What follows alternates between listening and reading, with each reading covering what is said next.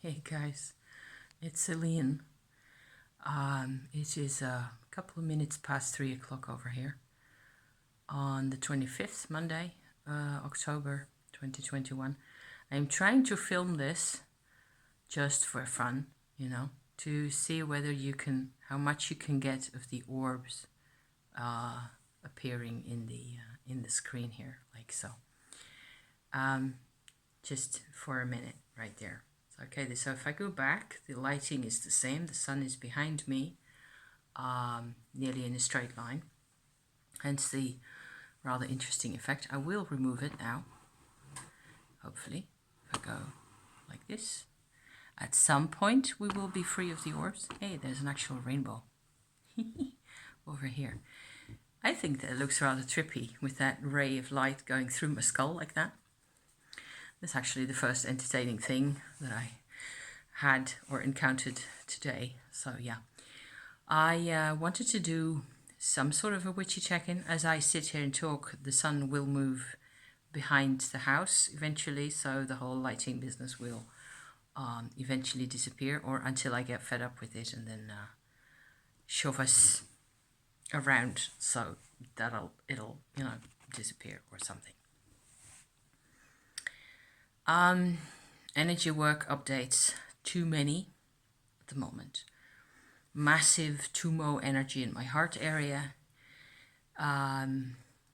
Activating the left part of my heart area, which is something I was preparing for in my left-handed drawings earlier in the month, and actually did another one, which I might show you at some point if I bother, The thing is, it's really hard to find words because the left side of me, the emotional and the irrational and so on side of me, never had much of a voice in my life, and it's become activated. And this is another consequence of doing Tummo, where I suppose everything just gets activated eventually, and you just have to figure out ways to do things, and sometimes do things really differently, where you're not given a manual. I am not given a manual. Certainly, I just have to see what makes sense for myself. And so coming out onto my channel and talking or chatting or presenting about, things that have been going on for me, always tends to work. So here I am again. The other part of the energy work update business would be that last week I did a chat at some point, I think Thursday morning in my housecoat, where it's the last video before this one really, where I was talking about my husband having this fairly powerful reaction to a Tummo activation in his system, Kundalini, Shakti, Tummo, and an activation. And then after that, it turned out that he could apply what is known as parts work. So this may be a concept that Teal Swan invented, really. I'm not completely sure. Certainly she did a number of videos about it, and I found it really useful, and I should also go back to it and watch more. And, there's always more work that you can do on yourself. It's a psychotherapeutic approach where you sort of realize basically that, how my husband put it, is that he sort of evolved in his life up to a certain point and then sort of made a backup of himself. He saved what he had at that point, and he has this kind of a frozen state, so this frozen file of himself. It just keeps having that strange white line. Isn't that extraordinary? You don't see the line in the house. You only see it on here. Like so. It's so funny.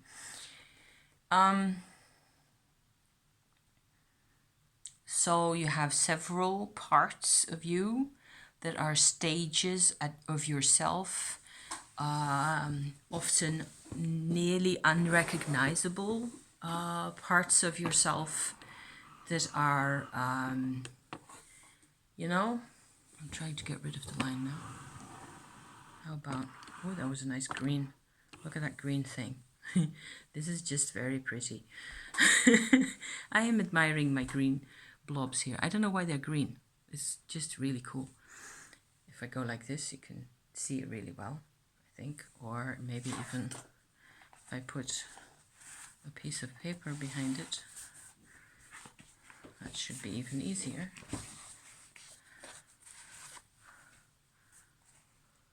Does that show it? Actually, no, it should have been dark. So I don't have any dark bits here. You can actually see it rather well like this. Just keep me company, okay? You near pretty optical phenomenon. Where was I? The parts are a lot of work, okay? If there's been trauma in childhood, it's often really beneficial to reinterpret the whole event from the viewpoint of the part of us that has actually experienced directly whatever happened to us. So there may be a lot of fragmentation going on where parts of us are sort of disabled in the background, but they still affect us. And they're not really disabled because they're still quite active often. And they determine how we react to things and when we're triggered and all that kind of thing. So because my husband had a massive trigger activity last week, doing the parts work was actually a new kind of approach for him. And he felt he could actually do this. He could actually continue on. I gave him a couple of pointers, I think, and that was it, really. I sort of explained to him what the idea is about the parts, about how you have several memory parts of yourself that are really very dramatically often connected to a particular event in your life or a particular period in your life. And they just, sit there. And because they don't get enough of a voice, because we tend to sort of determine inside of our lives who it is that we're supposed to be, all those parts get ignored and pushed away and suppressed and so on.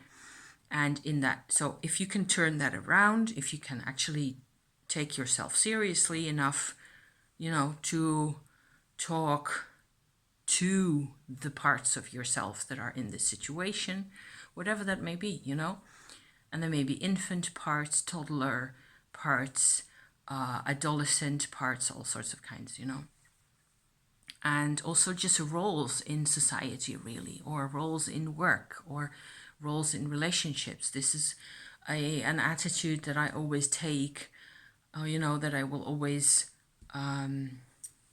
feel like I have to follow because my dad was this way, or whatever, lots of emotions. However, if you take it seriously and you sort of acknowledge that they're there, is I think the most important part of the whole process, is where you just decide, okay, this is apparently something inside me, inside my whole huge map of humanity that I have inside of me. There are parts that need attention, I guess. So give them a voice. I said to him, try to, let's have, I don't know exactly how we did it.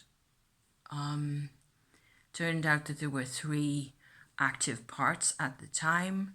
I think I just decided for him more or less at first that there was this inner child part and a mediator or some other kind of, and then a sort of a more dangerous or threatening part, which was who was what I got in trouble with, during the week.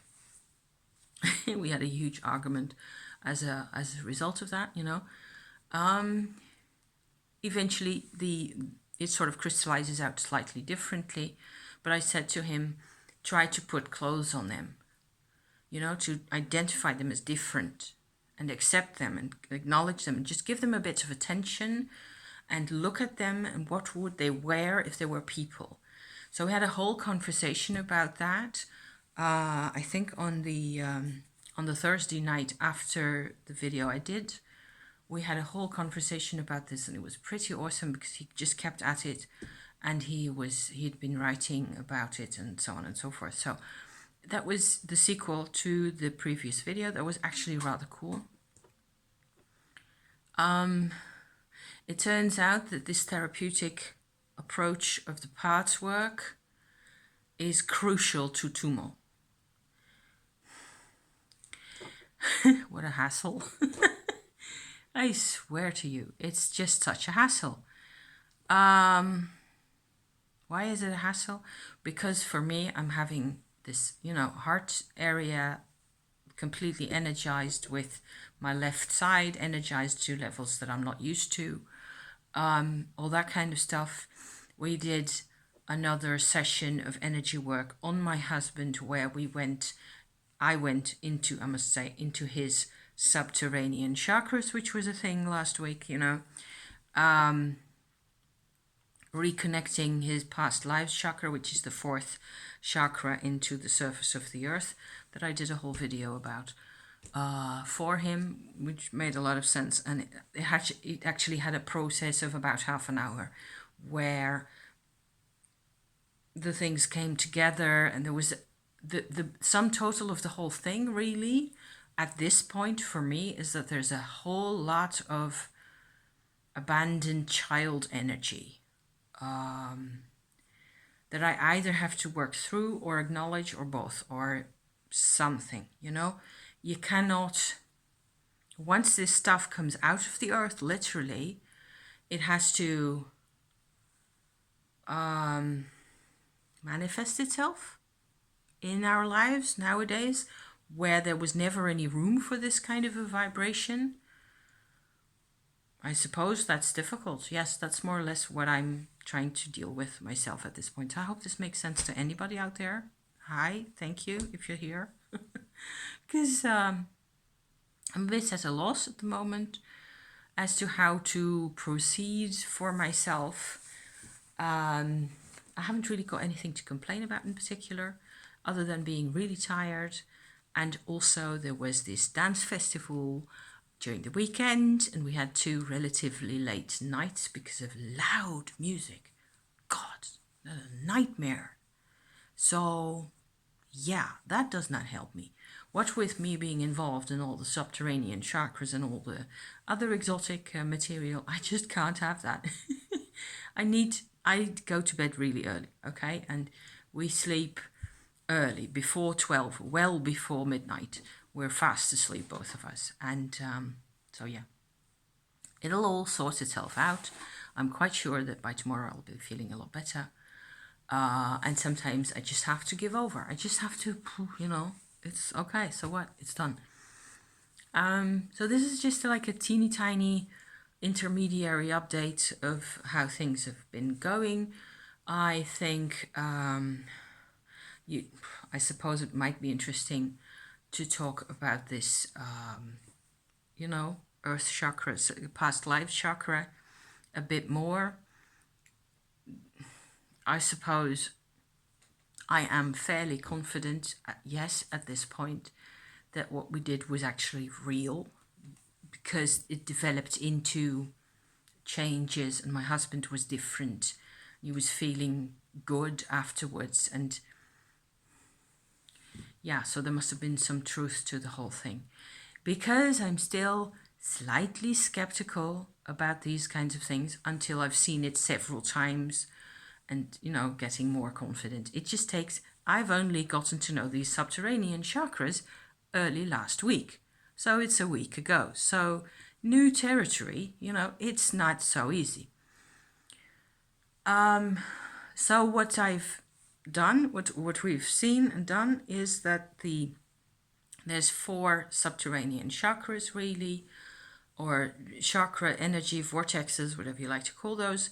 The Earth Star chakra, which is right beneath your feet, which is like a sort of a relay station of Shakti energy before getting into the actual physical body here, you know.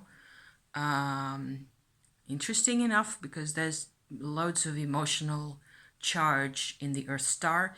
The Earth Star has energies available for the body, loads and loads of energies that are presented to the body at that point. So they're energies that the body can actually start to work on. So it's like an intermediary between the body and the above the surface of the earth kind of a situation that we have, or a life that we have, and the energies beneath the surface. Underneath that, there's a tribal chakra, a chakra that relates directly to family and tribe and clan, or connections with members of families. So there's for me there was a lot of female energy there, a lot of grandma energy, and activity that seems to remind me incessantly. It's very consistent of the same people, you know, the same types of vibrations. Fairly keeping the people together kinds of vibes in the tribe chakra. Very, you know, keeping people together. Cancer sign, you know, Cancer, the astrological sign, that kind of thing. Beneath that is a smaller chakra that I've, in my book, in how I've seen, all this is my interpretation, right? This is how I felt and how I've seen it. And I'm talking about this because not many other people talk about these. They're occasionally called subpersonal chakras. I did a couple of videos about this. So I'm not going to sit here and repeat myself, okay? Because it'll just have to do. The third down chakra being the sort of a pivot point, if you like, where we decided to come into a body again, because the one beneath that is the sort of a individuation in terms of energy chakra that holds all the information about previous lives on the earth. So there's actual intel on past lives in the earth at that point. But I do think you need Tummo energy, Tummo practice to unlock it. To, you know, the funny thing is I have not been able, or haven't done it yet, to meditate on that chakra for myself and get more. I can see a ton of things, but I haven't gotten close enough to interpret them. What I was seeing was a sort of a whole kit of little rooms where each room is a life. And there's things going on inside, but I just can't make it out. I'm seeing it from a distance, like this, you know, and there's all this stuff is just not in tiny nooks and crannies in there, squeezed very tightly. So I'm seeing there's all sorts of stuff going on, but I can't make out exactly what it is. And even talking about it, I can tell that it gets, you know, it gets active. And so there's a message going from the self hinge point, you know, attachment point of the energy of the self to the earth, which another way of looking at the fourth down chakra, the deep down chakra. And then it goes, you know, the energy goes up to this third, where it's like, okay, we're going for a new body. We're going for a new life, a new incarnation, with a new set of parents and tribe, a new set of events and whatever else, you know. So doing Tummo work with those chakras is actually really bloody interesting and bloody, you know, fascinating, because there's all this stuff going on, and even things that everybody's talking about, you know, like past lives and astrology and connections and things that make sense to us on such deep levels. That's all in there. So for my husband, talking about this treatment that we did on my husband, I'm saying we because I meant myself and him together, because you cannot do this kind of a thing without the other one totally consenting, totally surrendering to what's happening, you know. And they also have to give you, as the healer or therapist or whatever you like to call it, they have to give you pointers. This is where I want to go. So I had noticed, talking about the whole chakra business with him, that there was actually a sort of a lighting up part in that deep down chakra, that past lives chakra of his, that did go back to his family karma. And this whole thing is really complex and really weird in his family. I have read about it elsewhere, but not often, where there's really a theme in families that very often, and of course this is also a tribal matter really, the form that it takes can be significantly a tribal matter. In his ancestors, in his lines of ancestors, on his dad's side, there is a number of twins, and or stillborn twins, or in one case there is a small child who died after a year and a half, a toddler who died at that age, that we had reasons, don't ask me why, mainly astrological reasons, to believe was strongly connected to my husband. So in a sense, this was him in an earlier life, in the same family. So reincarnation in the same family, okay? I have read that in places like India and so on, this is very normal. Thailand, this is completely normal subject matter, and people talk about this every day. So, culture. So this child, this toddler infant boy, is who I saw, whose energy I saw. And for some reason, I can feel emotions for a person like that, or a charge of an emotion, something that just got crystallized in there. I can feel it. I don't know, this is why I live at home and I don't go out much. I do go out into the park and for walks and stuff, and I have a couple of other activities, but I don't do masses of people really well, or loud music. So there, it just gets to be a bit much. Because I have this extraordinary, capability of focusing in on such a sort of a signature emotion going on there. This child, this life of this child, this past identity of this little child was hidden in my husband's fourth down chakra, his past lives chakra. And it wanted to come up into his life, into his person, into his life as it is today. I could see that. I could feel that. I could register that. So then the process came about, how do we create this energy from sitting just down there where it will absolutely at some point create problems, or maybe it has already created problems, of some sort. Apparently, this is a change in the energy makeup of this whole person that needs to happen. It just needs to move. So I don't know at that point how I'm going to help with this.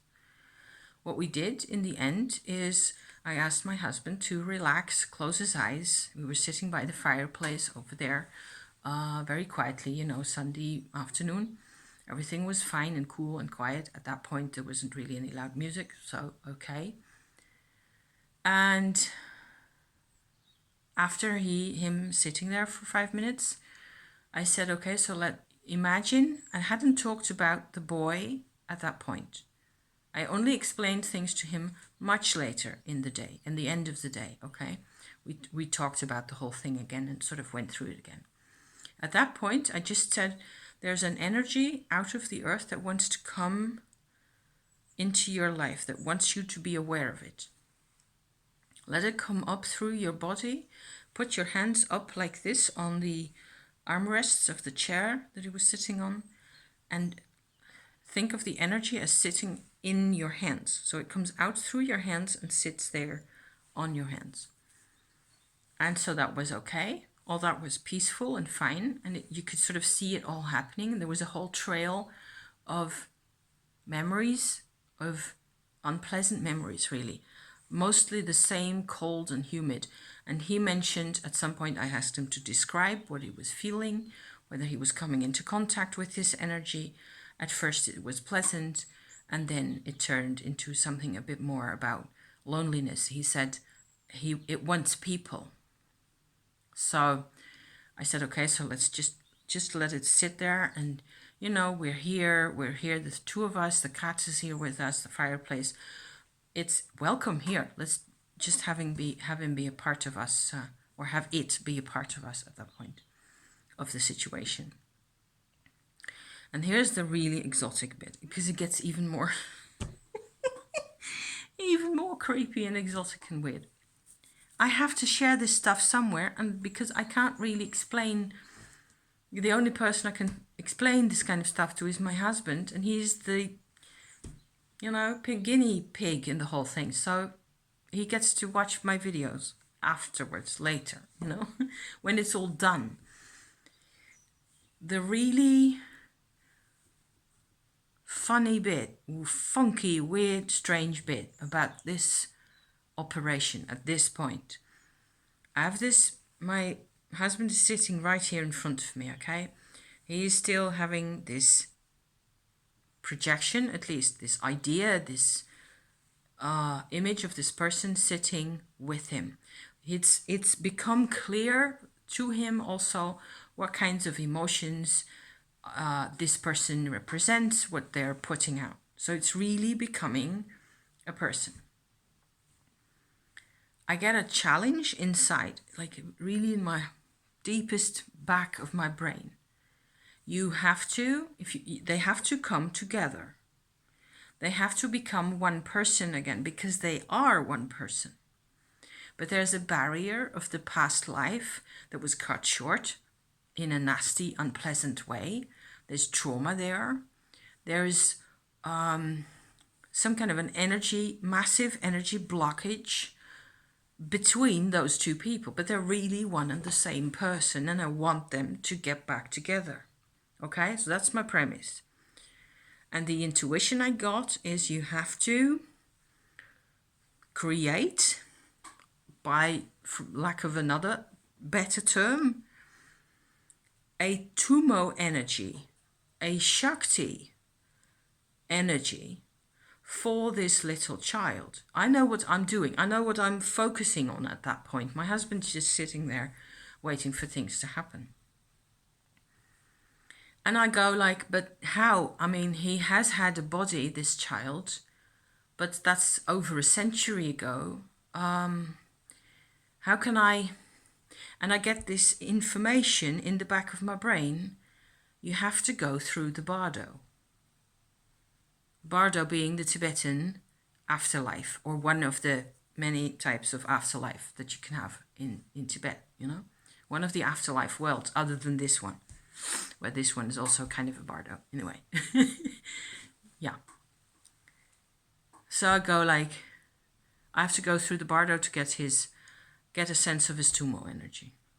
Okay, fine. So yeah, okay. So I have no idea what I really did at that point. I suppose what I did is I called up the Tummo, the transformed Shakti energy, the Tummo vibe that belonged with that child, because I know my husband really well. And he has gotten a little bit of Tummo activation going recently, since a month or so.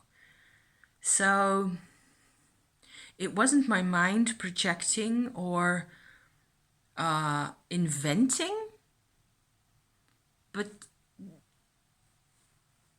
close in a way. And I sort of just invited it in. And it was a very small child Shakti that came. It just showed itself. And so as soon as it showed itself, I could sort of, guide it slightly or because I am very convinced and enthusiastic, I should say, Tummo practitioner myself. I can we speak Tummo language at that point. You don't really, this is not your brain, it's not even your heart doing any of this work, which helps me realizing this, because the Tummo does it. I don't do any of this. So the Tummo sort of reaches into the afterlife and just grabs hold of this person because we knew who it was. So maybe there's like this, for the Tummo, really obvious connection between the emotional self that we had ready sitting there and the attendant Shakti Tummo energy. Maybe it just makes perfect sense to the Tummo. I suppose that's actually what's happened. So after that, we were having this nice little Tummo conversation, the three of us, and I could sort of indicate for the child to go into my husband's body at his lower dantian level, his belly level. That did not work because that was not where he was supposed to go. So I pulled him back again and we went one up to the second dantian in here, just under the heart. And there was like this tiny access channel, which I would say is just below the heart chakra. And this is where this spirit, fully formed spirit by that time, of this child could actually go in and become part of my husband's own life and his own body at that point. Am I freaking you out yet? I hope so. Because it's very, very scary. The bardo, it doesn't get any more Halloween-y than this, does it? We aren't done yet. Because to make the story of the treatment complete, I had to use quite a large dose of white light to get rid of the energies in the earth line and around this past life chakra that had to do with the blockage, okay? And the trauma and the blockage and the reasons for the trauma and all the rest of it. There's a whole trail of things that lead up to this kind of a crystal, horrible granite-like shape or texture that the white light had to go in and sort of yank out slowly, and that was actually the largest part of the treatment, was getting rid of that old energy, the old trauma energy in the earth, sitting in the actual earth beneath him. My husband later, just, 5 minutes or so after that was complete, said he'd never been so relaxed in his whole life, and he was smiling the rest of the day. And so far, what with his parts work, where he's just really become completely aware of having all these different, sides to himself. It's a bit busy. You can see how this is really, for a man brain, it just takes some doing to get figured out who all these puppets are and who these little people are, and that each of the people, but he's a very fair-minded person. He likes things to be fair. So he's enjoying himself, I think. Also writing poetry about all those people and characters and having, a conversation inside himself.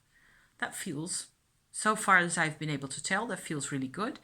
And it looks like we are putting an end together to the sudden, drastic, theatrical moments of resistance that he used to have occasionally, once less and less recently, but over the years it's been quite a number of times, where he drove me completely bonkers with sudden tantrum-like silences and inexplainable, hard to deal with, levels of even aggression towards me, which is not something he ever, he doesn't get that way with me. So there, that's actually a message from him. I don't know what he's saying because I was talking to you guys. In a nutshell, our adventures over the weekend, with a bit of foresting, walking, and a tiny bit of mushroom hunting, not that much, because the mushrooms and the moon calendar, that's another thing, which I still have to talk about to you guys. And the number of full moons in the autumn, or for that matter, at any time where you're expecting or hoping for a harvest, what is the moon doing? Because at the moment, we had a full moon just now, last week. Last year, I had a huge mushroom season, and you'd expect it to be the same all over the planet, but it isn't, okay? Because it also depends on the weather and how cold it has been and so on. And last year, we had a full moon on the 1st and the 31st over here, that is, of October. And towards 2/3 of October, we had plenty mushrooms. I have seen my amanitas, my Amanita muscaria mushrooms that are in my village right there. They're just starting to come up, and quite a number of them are really slow growers at the moment, and they grow in fits and bursts. So lots more intel about that. At some point, I hope that I can actually have the freedom of mind to do a whole video about mushrooms and not care about all this difficult. But karma came first. So there. I love you to pieces, you guys. Thank you so much for listening to me talk about this, and I hope it's insightful or enlightening or entertaining in some way or other. It is definitely Halloween material, I would say, what's with past lives and all that type of stuff. Thank you for watching. See you very soon, I hope. Okay, be well, and thank you, guys. Bye-bye now.